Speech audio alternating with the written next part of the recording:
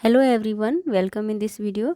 आज हम इस वीडियो में पढ़ेंगे डीएवी क्लास 7 का social science chapter number 14 regional powers. जिसका एक पार्ट मैं पढ़ा चुकी हूँ। जिन्होंने नहीं देखा है वो जाकर के प्लेलिस्ट में देख सकते हैं, या फिर उसका लिंक डिस्क्रिप्शन में दिया हुआ है प्लेलिस्ट का, आप वहाँ से भी देख सकते हैं।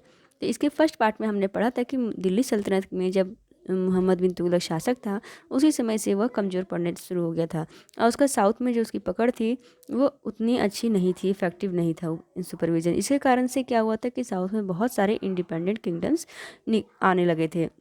बहुत सारे राज्य स्वतंत्र होकर के अपनी स्वतंत्र साम्राज्य स्थापित करने लगे थे। इनमें से जो सबसे महत्वपूर्ण थे वो राज्य थे विजयनगर, बहमनी और अहोम, मेवाड़, मारवाड़ और कश्मीर। तो इसमें से हमने पार्ट 1 की वीडियो में विजयनगर और बहमनी इन दो के बारे में हमने पढ़ लिया है। आज की वीडियो में हम पढ़ेंगे अहोम, मेवाड़, मारवाड़ और कश्मीर। तो चलिए पहले इन सब की लोकेशन देख लेते हैं इंडिया के मैप में, कहाँ ये साम्राज्य स्थित थे, ताकि हमें आगे का चैप्टर समझने में आसानी हो। देखिए ये हमारे इंडिया का मैप है। इसमें देखिए कश्मीर ये रहा आपका, और ये रहा मारवाड़ राजस्थान में, इसकी कैपिटल जोधपुर थी। और ये मेवाड़ जिसकी कैपिटल चित्तौड़ थी। और ये अहोम इधर ईस्ट साइड में है, अरुणाचल प्रदेश असम के साइड में। ये बंगाल, ये वाला बंगाल एरिया है, बंगाल के नॉर्थ में। और असम वाला एरिया ये अहोम था। और जो दो विजयनगर और बहमनी हमने पढ़ा ये साउथ में थे। ये रहा आपका बहमनी किंगडम और ये रहा विजयनगर एम्पायर। तो अब इसके बारे में चलिए डिटेल से पढ़ते हैं। तो विजयनगर और बहमनी के बारे में हम पढ़ चुके हैं। आज हम पढ़ेंगे अहोम्स के बारे में। The Ahoms originally belong to Mongolian tribes of Burma. जो अहोम थे वो बिलोंग कहाँ से करते थे? बर्मा से। बर्मा कहाँ पे है? इंडिया का जो ईस्टर्न पार्ट है उसी के ईस्ट साइड में स्थित है। पहले वो इंडिया का ही पार्ट था, लेकिन अब वो अलग देश बन गया है। तो ये वहाँ के ही मंगोलियन ट्राइब्स थे, वहाँ से बिलोंग करते हैं originally. They consolidated their kingdom in the eastern Brahmaputra valley, that is area of north Bengal और असम। ये इन्होंने जो अपना साम्राज्य संगठित किया था वो मेनली ब्रह्मपुत्र की घाटी में था। ब्रह्मपुत्र नदी वहीं से आती है, अभी आपको मैंने मैप में दिखाया था। और ये एरिया मेनली था नॉर्थ बंगाल, यानी बंगाल का उत्तरी एरिया, और असम का एरिया था। The name Assam is derived from Ahom. जो असम नाम है इस एरिया का वो अहोम से ही आया है। Kamarupa was another kingdom there, और इसी के बगल में एक और किंगडम था कामरूप किंगडम, वो एक अलग किंगडम था। Both of them were Hindu kingdom, और ये दोनों ही हिंदू किंगडम थे, हिंदू साम्राज्य थे। Nusrat Shah of Bengal wanted to capture these kingdoms but could not succeed. Bengal का नुसरत शाह था जो कि इन दोनों किंगडम्स को अपने अधिकार में करना चाहता था, कैप्चर करना चाहता था, लेकिन वह उसमें सफल नहीं हो सका था। ड्यूरिंग दिस पीरियड, इस पीरियड के दौरान, इस काल के समय में अहोम वाज रूल्ड बाय सुहंगमिंग। तो इस समय जब नुसरत शाह बंगाल पर अपना अधिकार करना चाहता था, तो इस समय अहोम में शासक सुहंगमिंग था। He made Ahom a very strong kingdom, और उसने अहोम किंगडम को बहुत ही स्ट्रॉन्ग साम्राज्य बनाया था, बहुत ही मजबूत साम्राज्य बनाया था। It was given the name Assam, और इसी से उसका नाम भी असम आया था। अहोम से ही असम नाम आया था। This dynasty ruled for more than 600 years, और इस डायनेस्टी ने, यानी कि अहोम डायनेस्टी ने लगभग 600 सालों से भी ज़्यादा तक शासन किया था। नेक्स्ट हमारा है Mewar. The Rajput establish their power in Mewar in 8th century.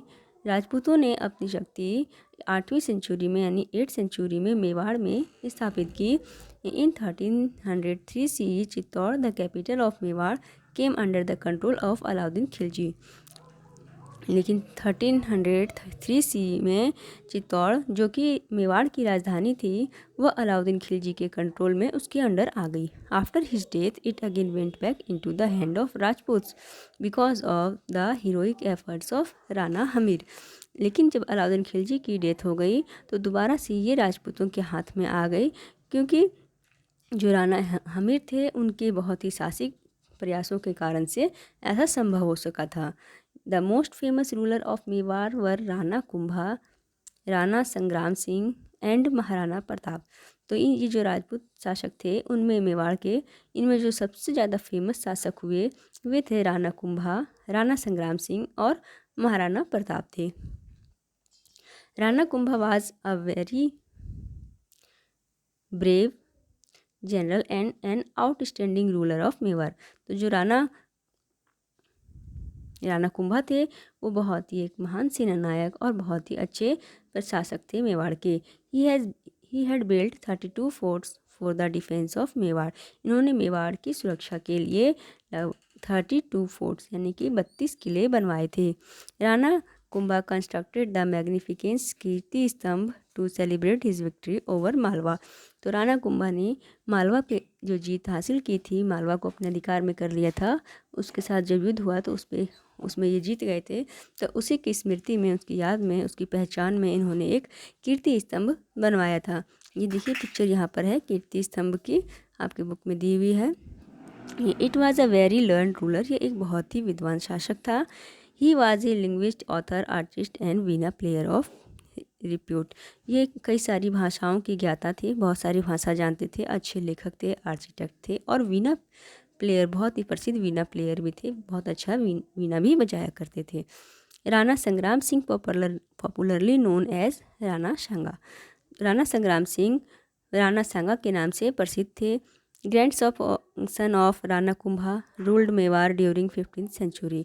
और इनका पोता राणा कुंभा जो थे उन्होंने 15th सेंचुरी में मेवाड़ पे शासन किया। He wanted to build a vast Rajput empire, but it remained only a dream. He was a great general who had won many battles, but he lost the battle of Khanwa against Babur in 1527. तो वह उन्होंने एक बहुत बड़ा राजपूत साम्राज्य बनाना चाहते थे, लेकिन ये सिर्फ उनका एक सपना बन के रह गया। वो बहुत अच्छे सेनानायक थे, उन्होंने बहुत सारे युद्ध जीते थे, लेकिन जो खानवा का युद्ध था 1527 में बाबर के विरुद्ध, उसमें वे हार गए। Many Rajput rulers were wooed by the Mughals.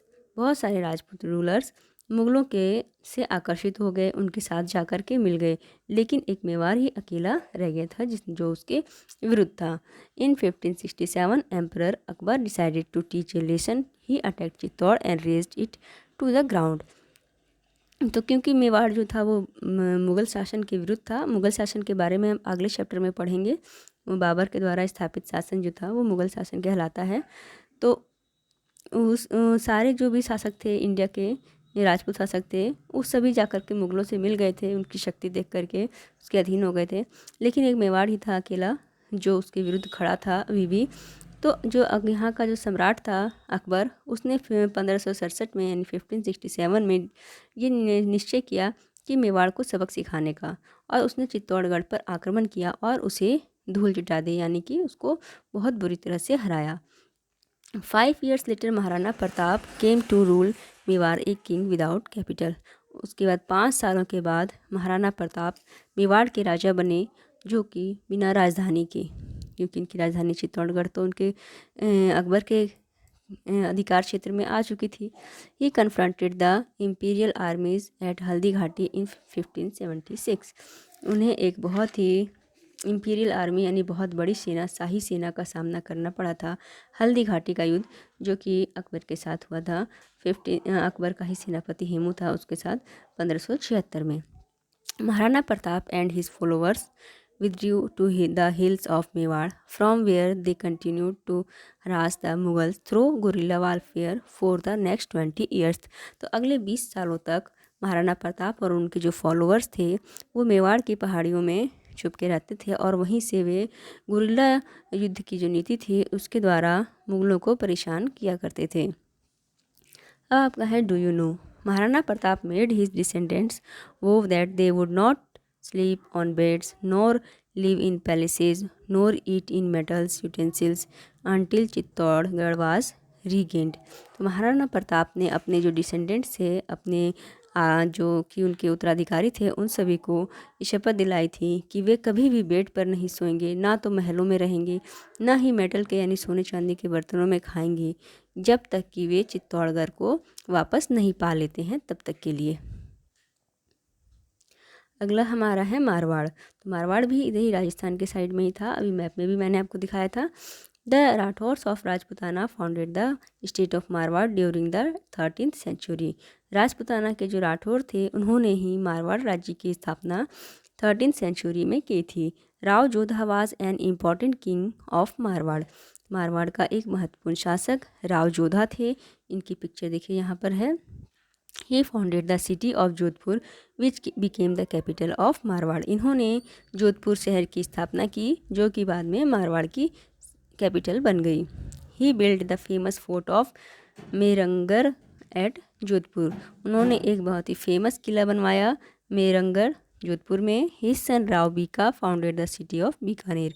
और इनके बेटे राव बीका ने बीकानेर सिटी की स्थापना की। Mewar and Marwar were constantly at conflict with each other which made them weak. Mewar और मारवाड़ जो थे वो लगातार आपस में युद्ध में उलझे रहते थे जिसके कारण से वे काफ़ी कमज़ोर पड़ चुके थे। नेक्स्ट हमारा है कश्मीर। तो कश्मीर के शासन के बारे में देखते हैं। Kashmir was ruled by Hindu rulers. Kashmir में हिंदू शासकों का शासन था। हिंदू शासक के द्वारा वहाँ पर शासन चलाया जाता था।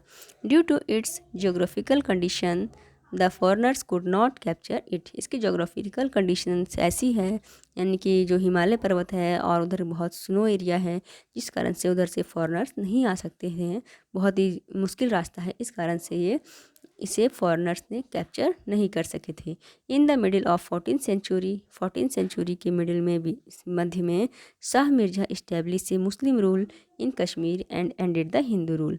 तो 14th सेंचुरी के बीच शाह मिर्जा ने एक मुस्लिम शासन स्थापित किया कश्मीर में और हिंदू शासन को का अंत कर दिया। हिज सक्सेसर और उनके जो आगे आने वाले उत्तराधिकारी थे सिकंदर शाह, मिर्जा शाह का उत्तराधिकारी Sikandar Shah and Zainul Abidin were the famous ruler of Kashmir. ये सब कश्मीर के फेमस रूलर थे। Zainul Abidin was a liberal and far sighted ruler. Zainul Abidin एक उदार और दूरदर्शी शासक था। He adopted a policy of religious tolerance towards the Hindus. उन्होंने हिंदुओं के प्रति एक सहिष्णुता की नीति अपनाई थी, यानी कि हिंदुओं के प्रति अत्याचार नहीं करते थे, तो उन्होंने हिंदू धर्म के प्रति टॉलरेंस वाली नीति अपनाई थी। ही बैंड काउ स्लॉटर। उन्होंने गौ हत्या को भी बैन कर दिया था। किसने? जैनुल अब्दीन ने। एबोलिस्ट जजिया और जजिया को भी बंद कर दिया था, उस पर भी रोक लगा दी थी। On Hindus and gave higher position job on to them. उन्होंने जो जैनुल अब्दीन थे उन्होंने गौ हत्या को भी बंद कर दिया। जजिया कर जो हिंदुओं पर लगाया जाता था उसे भी बंद कर दिया था और उन्हें अच्छे ऊंचे पद पर उन्हें जॉब दी थी। He got Mahabharat and Rajatarangini translated into Persian and Arabic. उन्होंने महाभारत और राजतरंगिनी को अरेबिक और पर्शियन लैंग्वेज में ट्रांसलेट करवाया। He got the classic of Persian and Arabic translated into Sanskrit. और उसने कई सारी जो पर्शियन और अरेबिक भाषा में किताबें थी, अच्छी किताबें थी, उनको संस्कृत में ट्रांसलेट करवाया। Abdeen issued copper and silver coins. और अब्दीन ने कॉपर और सिल्वर के कॉइन जारी किए। Like Alauddin Khilji he introduced control on market and prices.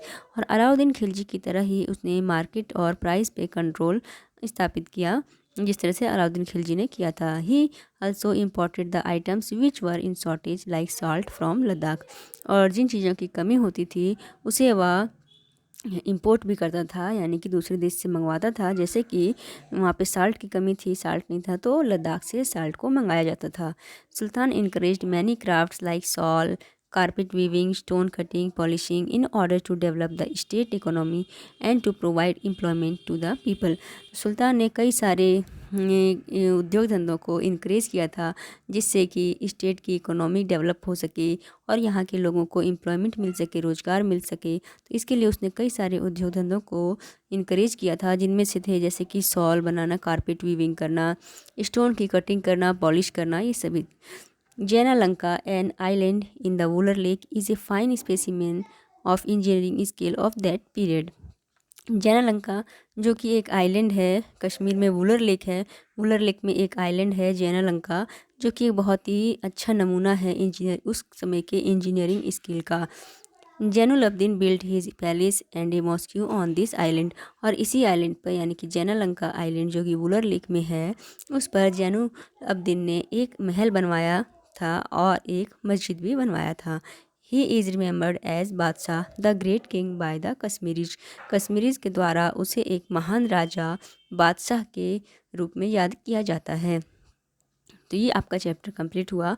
इसमें नीचे कुछ कीवर्ड्स दिए हुए हैं, इनको भी लर्न जरूर करें आप। जैसे कि देवदासी। देवदासी कौन होती थी? जो भगवान गॉड या गॉडेस के लिए की पूजा करने के लिए पूरी तरह से डेडिकेटेड होती थी और टेंपल में ही रहती थी, और वो उसकी पूरी लाइफ, वो अपनी जो पूरी लाइफ है वो भगवान के प्रति ही उनकी समर्पित होती थी। मदरसा क्या होता है? तो मदरसा एक इस्लामिक लर्निंग है, यानी कि इस्लामिक लोगों के लिए जो धार्मिक स्कूल टाइप का होता है। पॉलीगामी क्या होता है? तो पॉलीगामी का मतलब होता है जो एक से ज़्यादा वाइफ रखता है। रायचूर दोआब क्या था? तो ये दो नदियाँ थी, कृष्णा और तुंगभद्रा, इनके बीच के एरिए को रायचूर दोआब कहा जाता था। वर्सेस का मतलब क्या होता है? राइटिंग इन रिदमिक स्टाइल, यानी रिदमिक पोएम गाने के स्टाइल में लिखा गया पोएम वर्सेस होता है। Thank you for watching.